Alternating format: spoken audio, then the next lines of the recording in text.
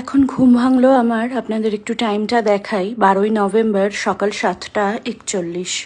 Actually এত রোদ আসে না, আর সকাল থেকে মানে যখন থেকে সূর্যটা ওঠে এত বেশি রোদ আর আলো ঢোকে না। আমার এখনো পর্যন্ত ডাবল পর্দা করা হয়নি। আমি ঠান্ডাটা আরেকটু বাড়লে ডাবল পর্দা করব, যে কারণে না পুরো ডে লাইটটা আর কি পরিষ্কার বোঝা যায় পর্দার মধ্যে থেকেও। এই দেখুন, আমি পর্দাটা এই যে ঘরে এই পর্যন্ত রোদ ঢোকে, ঠিক আছে, তো এই পর্দাটা টেনে দিলাম, কিন্তু তাও ঘরে একদম ডে লাইট ঝলমল করতে থাকে, যে কারণে না সকালের দিকে ঘুমটা ভেঙে যায়।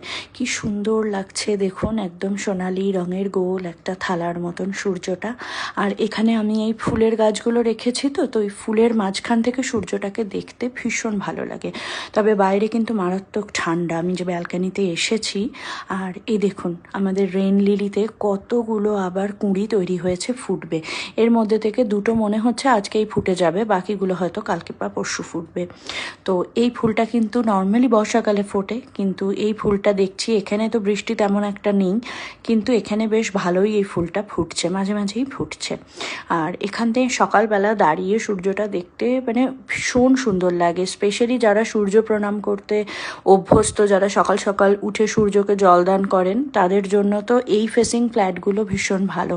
আমরা আগে যে ফ্ল্যাটটাতে ছিলাম ওটা না, যখন সূর্য বেলায় পশ্চিম দিকে আসতো তখন আমরা রোদ পেতাম। আর এখানে না মোটামুটি সেই ভোরবেলা থেকে নিয়ে দুপুর একদম 2-2-2:30 পর্যন্ত রোদ থাকে। তবে ঠান্ডাটা আরেকটু বাড়লে কি হবে আমি জানি না, কিন্তু এখনো পর্যন্ত সেই ভোর থেকে নিয়ে বেলা 2-2-2:30 পর্যন্ত বেশ ভালো রকমের রোদ থাকে। সূর্যটা এখন একটু সরে গেছে, তবে রোদ কিন্তু যথেষ্ট রয়েছে। জামা কাপড় শুকোনো থেকে শুরু করে সব কিছু খুব ভালো মতনই হয়ে যায়।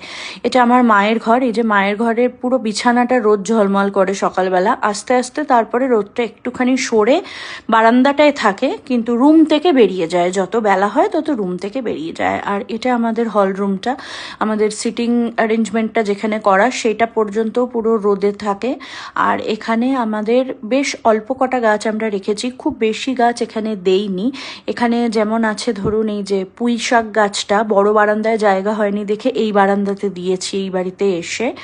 আর এই দেখুন আমাদের অ্যালোভেরা গাছ, এটা অ্যালোভেরা গাছে কিন্তু ফুল হয়েছে আমাদের, খুব সুন্দর লাগছে ফুলগুলো সামনে থেকে দেখতে। আর এখানে কিন্তু সূর্যের তাপটা মারাত্মক বেশি, এখানে দাঁড়িয়ে থাকা যাচ্ছে না, এতটাই গরম লাগছে। সকলে ভালো থাকবেন, সুস্থ থাকবেন, নিরাপদে থাকবেন। আপনাদের সাথে দেখা হবে খুব তাড়াতাড়ি। আজ তাহলে